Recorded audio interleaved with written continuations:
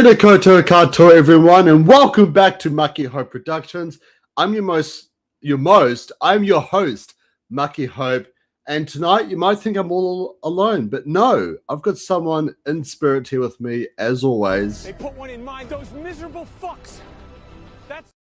That's right, you miserable fucks. Michael Rappaport, in spirit, is always with us. Unfortunately, V and Drew cannot make it tonight, so I thought I'll do just a cheeky solo podcast to sort of ramble my thoughts on the last couple of episodes, obviously because I wasn't here last week as well. And I'll start off by saying this.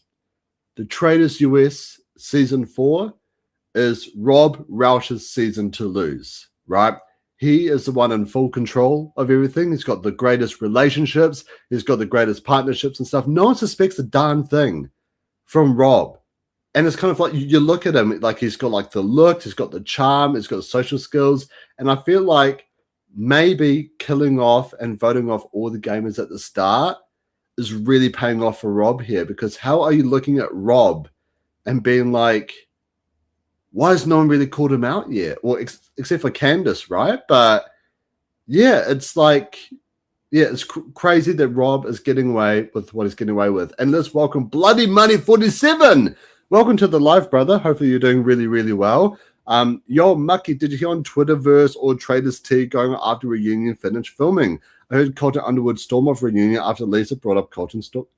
I have heard about a lot of that stuff. I don't know. It's like with these like Traitors cast reunions and stuff, people tend to go pretty wild and get quite hurt and upset about a lot of things. Like apparently there's stuff that was cut between Carolyn and Danielle as well from last season. And it's kind of like, can't we all just say, like, you know, you played a great game or you did a good game. This moment was fun. That moment was fun and stuff. Like, I don't mind drama and stuff, but I feel like with me personally, and even with some of the new era sort of stuff that I've heard as well, is that people like really take to heart these games and stuff. And obviously I'm just here on my couch being like, oh, bloody grow up and all that kind of stuff. But I feel like, yeah, people are taking these games like way too personally. Like obviously now the reunion shows filmed like months and months after this season of the Traitors would have been filmed. What? It probably got filmed like,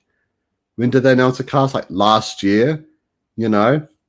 And now they're filming the reunion show like now. Surely everyone's like moved on from it. No one's still like mad at each other or, you know, they're forgiving each other over time. But no, everyone's still mad and upset. Like I know that Lisa and Candace online are still just shitting on Rob just constantly wherever they can. The whole like, you know, Colton Underwood like stalking incident. Like I'll bring this up one last time and then I'm just going to stop talking about it unless if someone else, you know, really desperately wants me to hear my thoughts. But Michael Rappaport only got shit because he was like a right-wing activist and stuff. And this isn't a political chat or anything, but people were excusing Colton to back him up. You know, I mean, it was him versus Michael. And then as soon as Michael goes like, oh, let's actually not all go back and hate on Colton. But it's kind of like, can we agree that they're both just like shit people? Why is like one more shit like than the other? You go, I mean, just to try and like defend or support one other person, as Drew's brought up many, many times. Why is everyone like sulking over Colton and stuff? But then as soon as Michael goes, it's like, all right, now let's get right on back to hating on Colton. I don't know. I've loved Colton as a game player, but the stuff that he's done outside of the show, stuff that Michael's done out of the show is obviously pretty messed up. But I always do try to take what happens in game, I guess you can say, like to account. Like I thought Michael was entertaining in this game. That's why I've got that clip of him calling the players miserable fucks saved onto our system, because I thought that was so funny. And like with Colton, I think he's been a great player. And towards the end, I've heard about some rumors of a Traitors US All-Stars season happening. And I hope Colton gets a call, because I think he should come back and play again, because I feel like his game this season was really, really good. Well, it is very entertaining. Not necessarily the greatest game ever played, but very entertaining nonetheless. But let's get into the episodes. So with this episode, I feel like it was quite an interesting strategy by Johnny and Tara to just wait till the round table, be like, yes, we are the best, like we're best mates. we are a block of two. We're always in sync. We're going to move forward together. And I don't know, like, it's almost like with any social strategy game, you never want to really out that, like, we are a thing, right? We are a block. We are a moving block. We're like inseparable. You never want to like announce that, especially in a game like the Traitors, where the Traitors isn't about rallying numbers or rallying alliances or anything. It's about constantly trying to figure out like who the Traitors might be. And when you're announcing that, like, oh, we are a team, the Traitors is really just the only team that's like working together. You get what I mean? Because the Faithful is all just individuals. So when you're trying to announce that, yes, we are a team of Traitors, well, I guess, a team of players voting together, we'll never like separate from each other, and we'll never assume the other one's a traitor either. Like, I completely understand why Kristen and everyone's like raising the alarm bells, going, hold on. That's pretty sus, because how can you fully know that the other person isn't 100% a traitor? Like, you just can't, right? Because obviously you're not supposed to tell anyone if you're a traitor or not, but you can also be 100% sure if someone is a traitor just by if you're a traitor turning on a traitor, or if there's been some cheeky little whispers sort of going on, which obviously there's the Rob and Colton thing. Was like, did Rob tell Colton he was a traitor, and that helped Colton, I guess, target Lisa? Personally, I don't think so. With Danielle and Brittany, I wouldn't be surprised if that was the case from last season, where I'll do one of Danielle's like, hey, help me get rid of Carolyn, and I'll like, help you be a traitor or something. But yeah, it's always really hard when it comes to these sort of like cheating sort of scandals, I guess, on these shows like the Traitors, because obviously like that will break the entirety of the game. Like with Survivor, if you like cheat and get any extra food or something like that, does it break the game? Not really. However, if you know who all the traitors are and stuff, because people are just like full on admitting it, then it's like that does kind of break, I guess, the whole point of the game. We're just trying to figure out and find who all these different traitors are.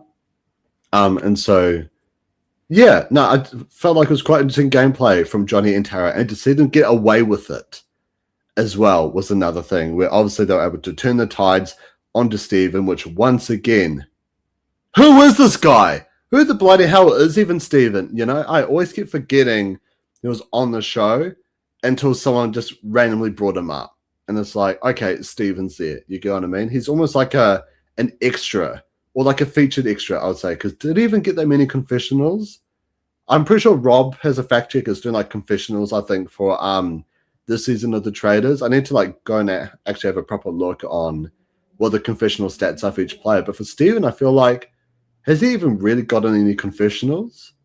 I personally don't think so, but that's actually kind of like mad that once again at a round table, there's this whole set plan. It's we've got to take out Johnny, or we've got to vote off Tara, either one. But then it all just gets flipped on its head to Steven. And I understand that Natalie is very, very paranoid playing as a Faithful, which is how you should be playing a game like this, right? You should be very paranoid, self-preservation. But in a game like Traitors, you really do have to try and hunt down who the Traitors is. And Natalie, she obviously had an inkling that it might have been Steven, so she went full gun-ho as hard as she can to get Steven out. And yeah, it was a miss, right? And I can't imagine how Natalie would have been feeling after realizing that that was a miss. She must be like, absolutely shitting herself, especially, once we get to the murder. I do think Natalie is the next one to get murdered, but more on that a bit later on. The fact that Johnny and Tara both survived this vote is just mind-blowing to me.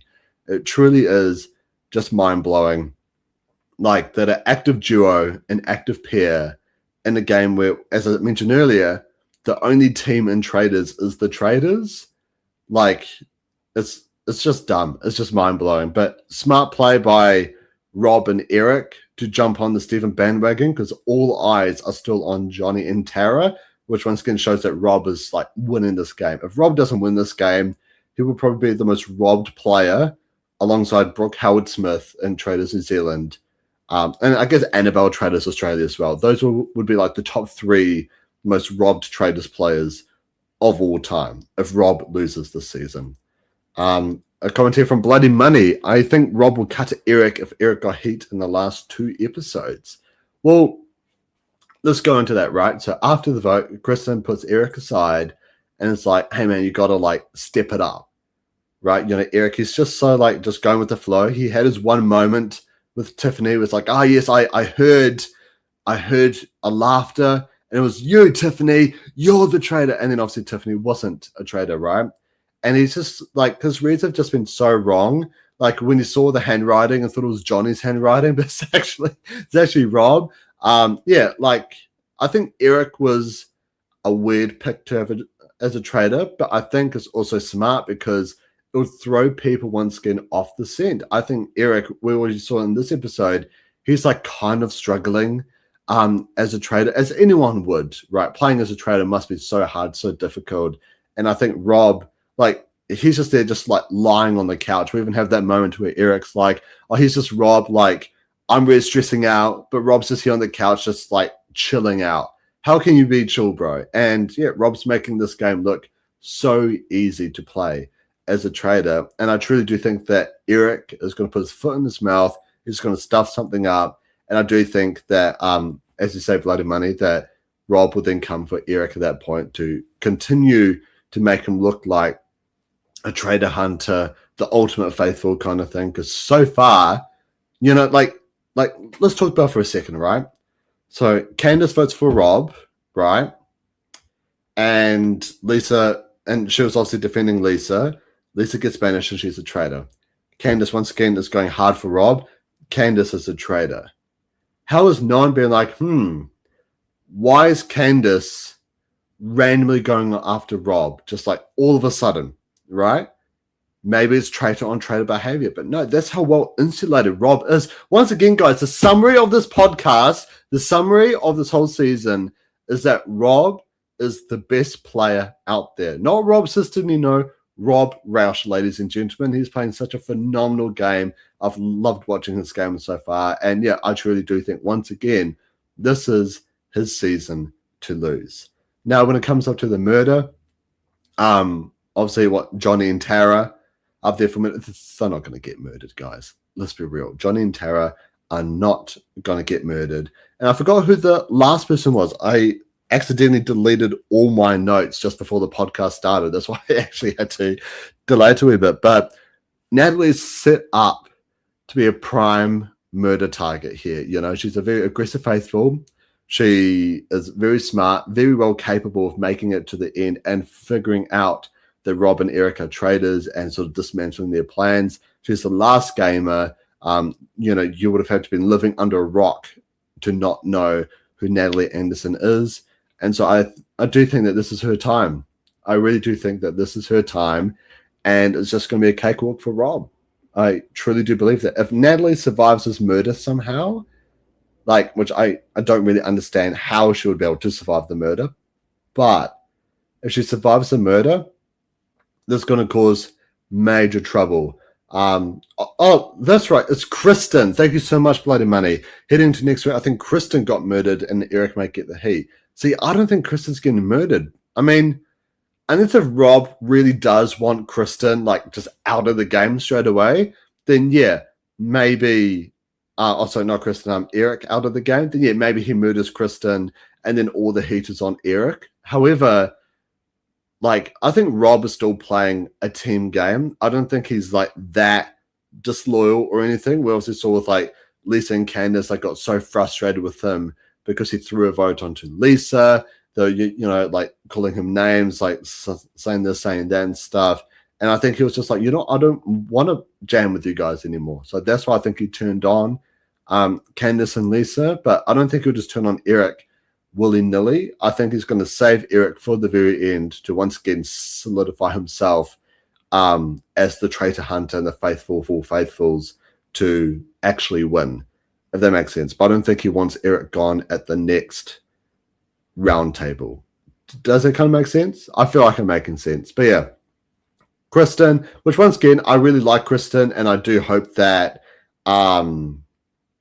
that Kristen's able to like make it into the long game, because she's so intelligent. She's so smart. And every time she speaks, it's like, I'm fascinated by it. But like, yes, I want to hear all your evidence. Like, you're wrong. But I love hearing how she like lays out all the different plans and stuff. But she's gotten it wrong every single time. And so I think I'd love to see Kristen stay in the game a bit longer and hopefully finally nail a traitor. But see, it's hard. I mean, yeah, as I say here, bloody money. They're going to give Tara to the final four because they're going to vote out Johnny at the next banishment, most likely. Mark is someone I can see being eligible for murder. Not obviously, he can't be murdered in this round, but like the next round, like the final murder. I think that's when Mark is probably going to go. That's my cheeky suspicion on how I think all this is going to go. But yeah, like Johnny, like is the next one voted out. Why would you get rid of Tara? I mean, it might make sense to get rid of Tara. Just, I guess, talk about it from a general perspective, right? The second Johnny gets voted out and he says he's a faithful, Tara, I think, I felt the suspicion is less on her. And it's now kind of like, well, I guess it could kind of be anyone, right? Because I think they're super dangerous as a duo.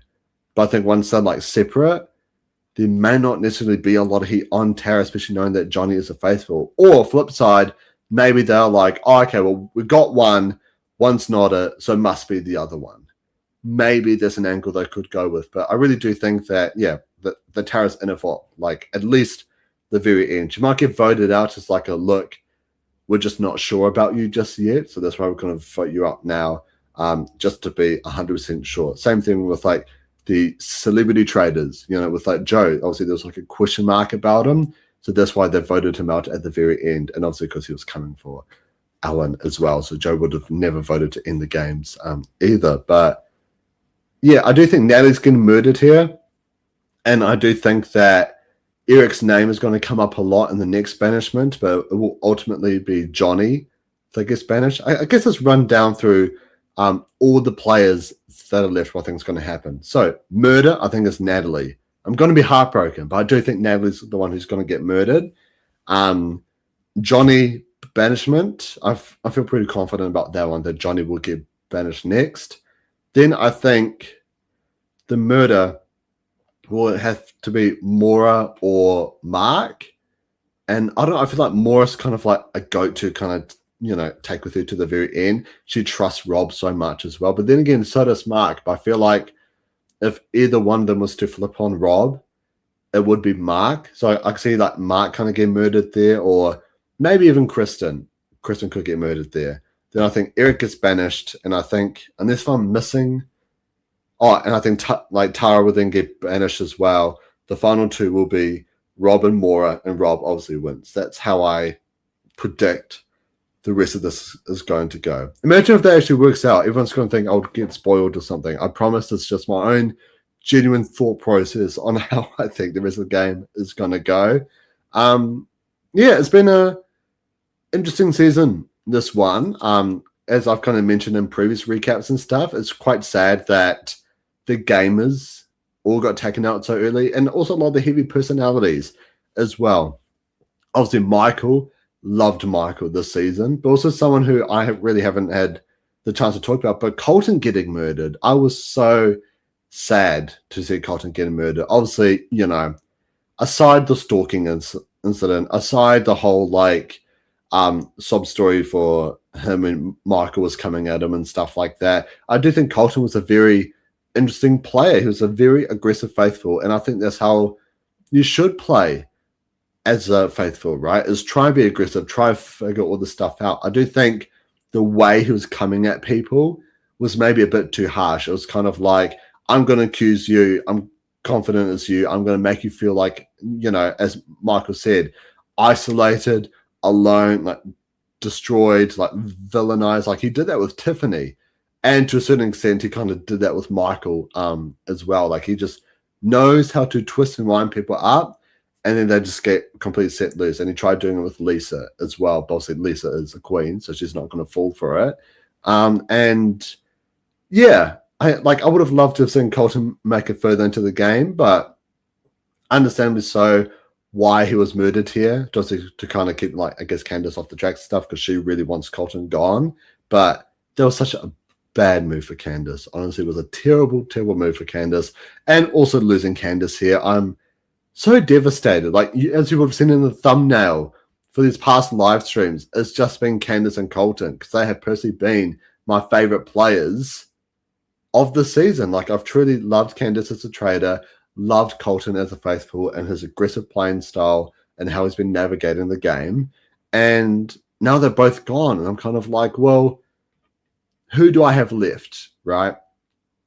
It's just Rob for me personally. Like, I'm loving how Rob is playing the game. Obviously, I enjoy everyone's presence, but I feel like Rob, he's playing a phenomenal game, honestly.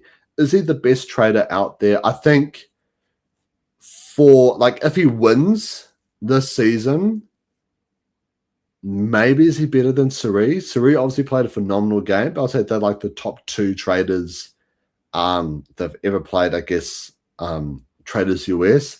I personally think that, like, obviously Bailey Kent Traitors New Zealand, Sam Traitors Australia, Alan Carr even as well did such a phenomenal job in the UK version. Harry UK, Sam Australia, Brooke Howard Smith New Zealand. Like, there's so many phenomenal traders out there, but I think if Rob wins the season, then yeah, he is like one of the best traders to ever genuinely play the game of traders. And yeah, which I guess, speaking of which, let's talk about something really juicy where there is actually a lot of rumors that there will be a Traitors US All-Stars. I have also heard that there will be a Traitors UK All-Stars. They're sort of cooking up as well. It's so weird how UK and US are so perfectly synced. They come out at the same time, pretty much the exact same challenges and stuff as well. And I wonder if they're going to be doing the All-Star seasons at the exact same time. Because I know that America's got the next season is a civilian season. So I don't know if after that they're going to do All-Stars or if it'll be like, you know, a couple more seasons down the road. But yeah, like, there've already been so many different names mentioned. I'll quickly bring it up now. Hang on, give me 1 second. Traitors US All-Stars. Boom, boom, boom. Let's bring it up. Yeah, so there was like a whole like all-star kind of celebrity cast like list sort of going around, which included like Lisa, Dorinda, Candace, Rob. Wait, hang on. Is this? Oh yeah, here we go. There we go. All right, I found it. I thought I was just reading off the current cast at the moment. Sorry, my bad. It's midnight here in New Zealand. All right, just give me some time to catch up. All right, so a whole bunch of names have been mentioned already for potential All-Stars kind of cast is Lisa Rinna, Dorinda, Candace, Rob, Portia. I don't know why Portia for All-Stars, but okay. And Caroline and Colton Underwood from the season. So 7 people from the season. So Lisa, Dorinda, Candace, Rob, Portia, Caroline, and Colton. With Caroline and Portia, can probably drop them, but everyone else is like, yeah, it kind of makes sense. Dorinda, maybe not so much. She hasn't really done that much in terms of like TV or strategy or anything like that. So I'm kind of fine leaving Dorinda, but Lisa, Candace, Rob, and Colton, 100% love that their names being mentioned here. From the previous season, Bob the Drag Queen. I mean, obviously, Carolyn, yes, you need Carolyn. Brittany, Gabby, no mention of Danielle. See, oh wait, hang on. The list still goes on. All right. So for reality TV, oh my gosh, there's like a whole ginormous list. So sorry, my bad. I'm seeing this list.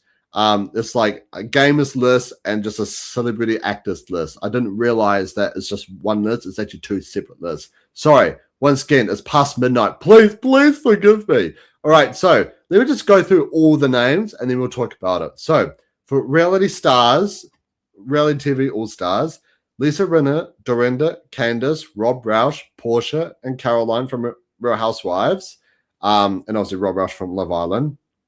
And then you got Colton, Bob the Drag Queen, Carolyn, Brittany, Gabby, Suri, Parvati, Kate as well, Grishelle, Sarah, Jeremy, Nikki, Boston Rob, Ari, Money Exchange, Natalie Anderson, and Terry Rob's sister Nino. Okay. And then in terms of celebrities and actors, there's Donna, Michael Rappaport, Ron Funches, Stephanie, Johnny, Tara, Kristen, Eric, Dylan, Lord Ivor, Mark Ballas, and Maura Higgins. So 23 competitors in total. Interesting. Not sure really how I feel about that as like a cast as a whole, if I'm being perfectly honest with you. I'm trying to see if there's any other sort of cast, what's it called? All-Stars rumored names. Because I feel like there's so many names like missing that we would need, you know?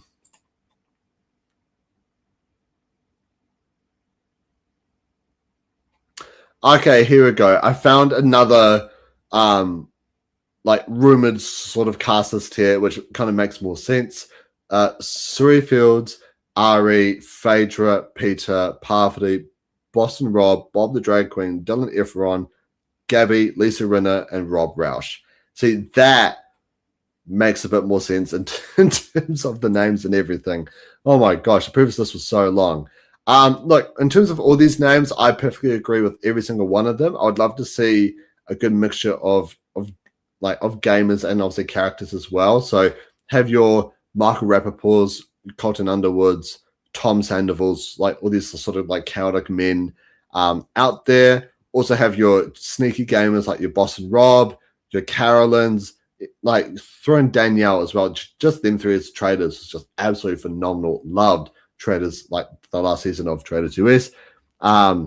With Parvati, it's like I'd love to see, I guess, like play again because Parvati's amazing, but I don't think the Traitors is really her show. I think, I guess being on like a beach, an island, I think that's more her kind of element, more so than the Traitors. But yeah, give Parvati another shot.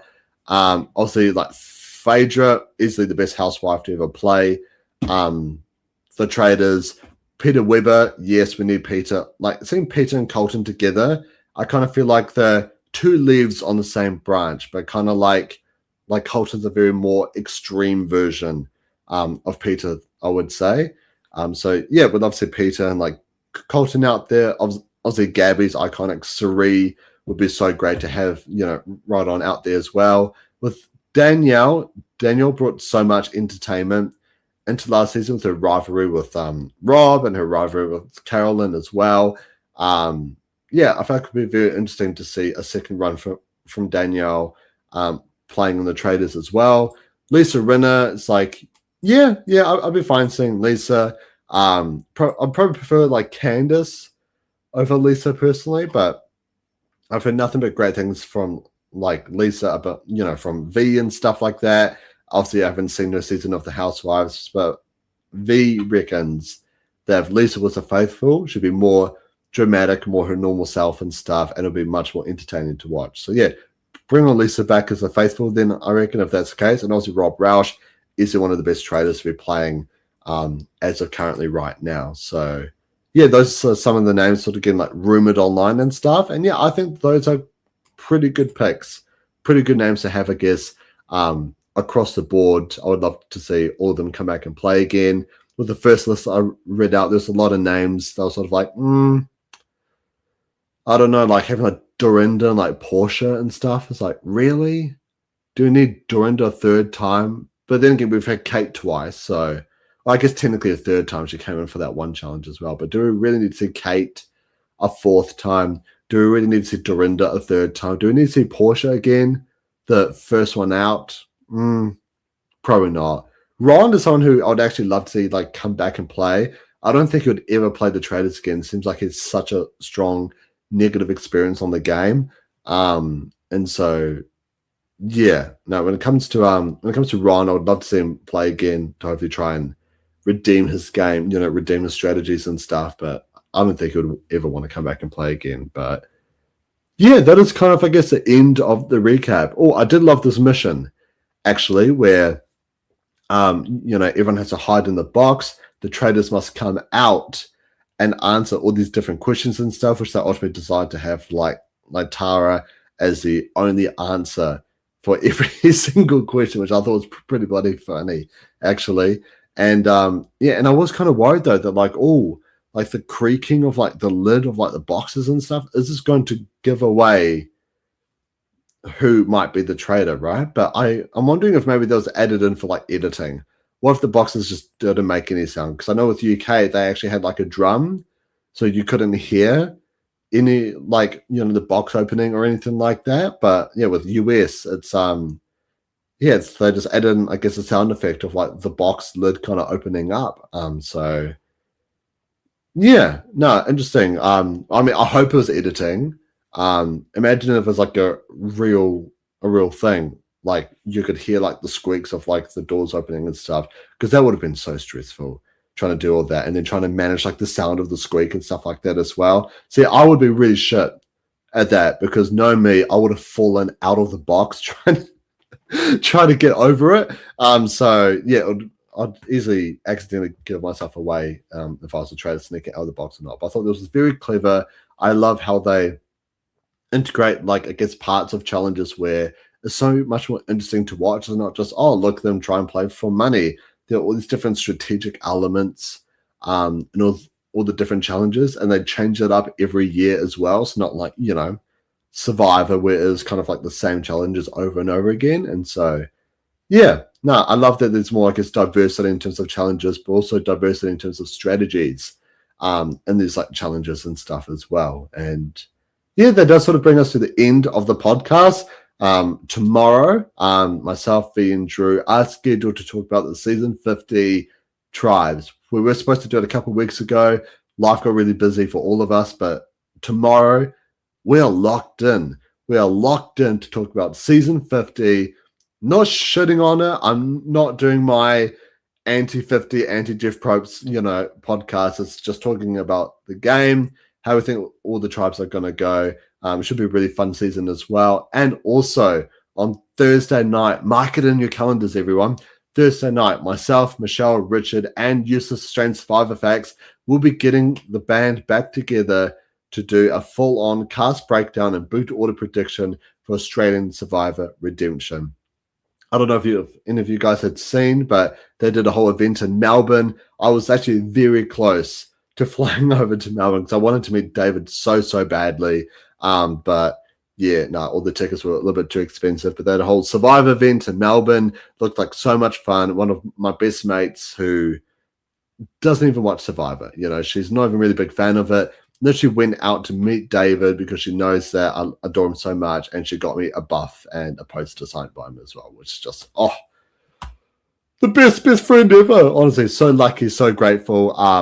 It seemed like everyone had such a great fun time at that event as well. And tune in on Thursday night for us to break down everything that happens. And if you're new to the channel, give us a cheeky subscribe. Subscribe for Cheeky Naughty Times. Unfortunately, I've got no one else to really share what their naughty times was. So if anyone's in the chat, if you want to quickly drop down something cheeky and or naughty you have been up to, I've actually got a reference for everyone, because last time I was live was with Michelle and Richard, and I talked about how I had dropped the onion and it went all the way down the road, right?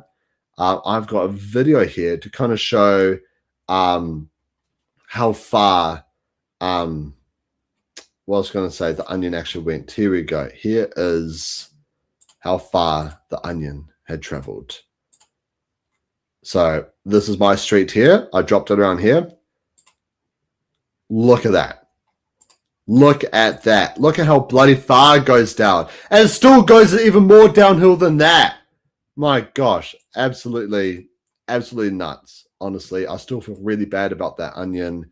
Yeah, I've really been up to anything too cheeky or naughty, unfortunately. I've sort of been just head down, ass up, just going to town at work. But I'll make sure to think of something very naughty or cheeky for when I get back with Vee and Drew and Michelle, Richard, and Useless for next week as well. But make sure you subscribe for Cheeky Naughty Times, everyone. Thank you all so much for tuning in. I've been your host, Mucky Hope. Ka kite anō, everyone. And I'll catch you all in the next stream. Take it easy, guys. Ciao.